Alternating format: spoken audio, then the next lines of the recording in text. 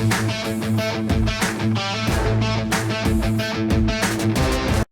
guys, I'm Geoff Fienberg here with you for oddschecker.com/US, breaking down Week 11 NFL DFS slate. These are my preferred DFS plays this week on Week 11 in the National Football League. Like, sub, comment. Tell me which plays you are going to join me with, or which ones you want to pivot right off of, because I'm using them. And give me a recommendation yourself, all that fun stuff. Quarterback. Haven't done this yet. Haven't done it one time. I, if anything, resist the urge to do it.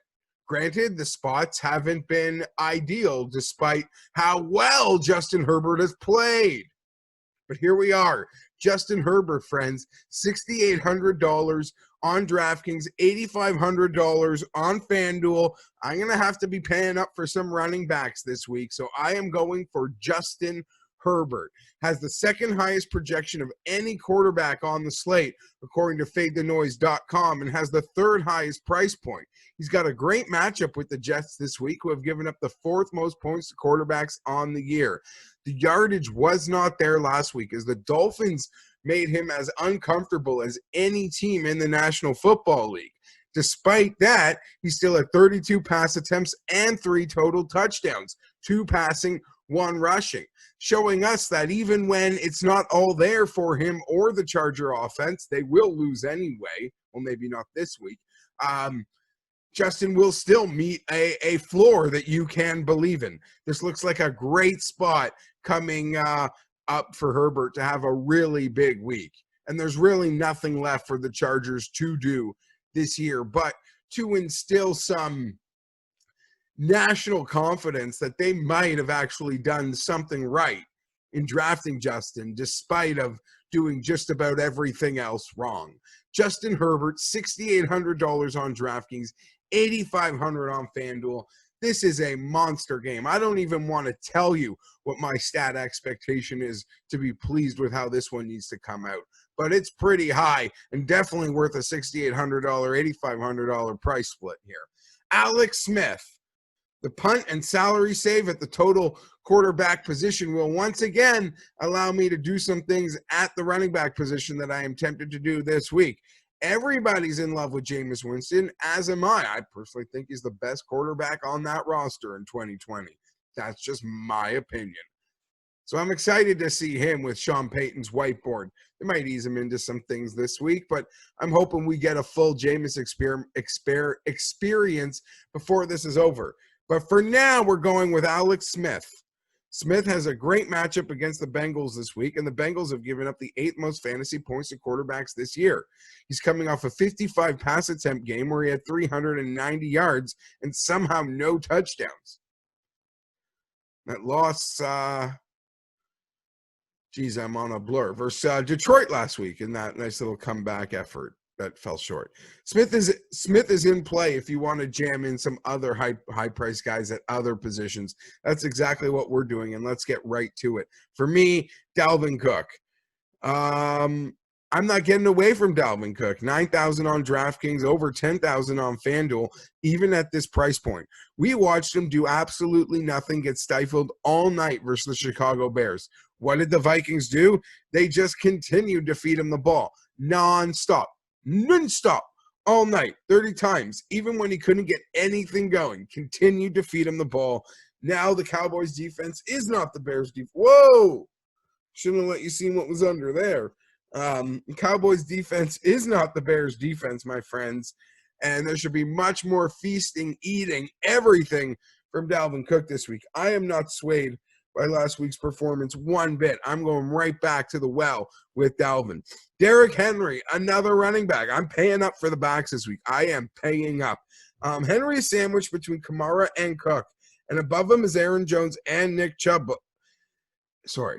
He's sandwiched between Kamara and Cook, and Aaron Jones and Nick Chubb below him. He looks like he may be the forgotten elite, which is something I like to do in my golf strategizing quite a bit, is who that forgotten elite tier player is going to be. And for me, my projections are putting that at it very well being Derrick Henry this week. He's forgotten. He is a forgotten high-end RB on this slate. People are going to see the matchup versus Baltimore and want to stay away. But I project that matchup will just lead to a day full of Derrick Henry. I'm going to keep my ownership on Henry throughout the week, where people are going to be projecting that ownership, but I'm projecting it to be quite low relative to the skill set here. I think he provides a great leverage spot. The Titans will force feed him the ball all day in this game. Wide receiver Terry McLaurin, 6,900 on DraftKings, 7,300 on FanDuel. Everyone was a bit concerned when Alex Smith took over that McLaurin would see his volume go down. That simply has not been the case. His production has remained. He's at 9 after a 9-target game last week. McLaurin's consistency has been one of the great bright spots. Well, many bright spots on the wide receiver fantasy board, but McLaurin's consistency right near the short list of things you can really depend on from top 15 YRs week in, week out has been that McLaurin target count. Say, unlike Allen Robinson. Oh, where was I? Pretty much this guy's just getting the targets every week. I can't believe there's been just a couple times this year he's been held below 70 yards, so we can trust in that floor from McLaurin. Pairing Smith and McLaurin gives you some room to jam in those expensive running backs. That'll be a tricky little something I could be up to this week. Deontay Johnson, 5,900 on DraftKings, 6,400 on FanDuel. When Johnson is healthy, he's an absolute animal stud. He put on a clinic last week versus the Bengals, both in long-range route running and short-range patterns. He has a great matchup this week against Jacksonville, who everyone saw let up bombs to the Packers last week. 21 targets in his last 2 games, and his price point might have him as the premier value on the slate, in my opinion. Tight end position, can't get it right, struggling with it all year like most of you. Truly a wasteland. Austin Hooper, $3,900, $5,100 on FanDuel. I think I might have found something this week with both of my tight end recommendations, though.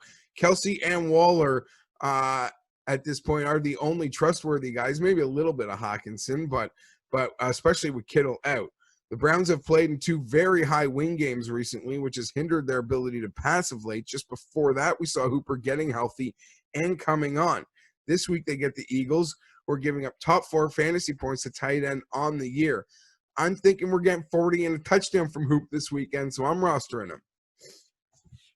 Zach Ertz, 3,800 on DraftKings, 6,000 on FanDuel. On the other side of this very game is Ertz coming off IR.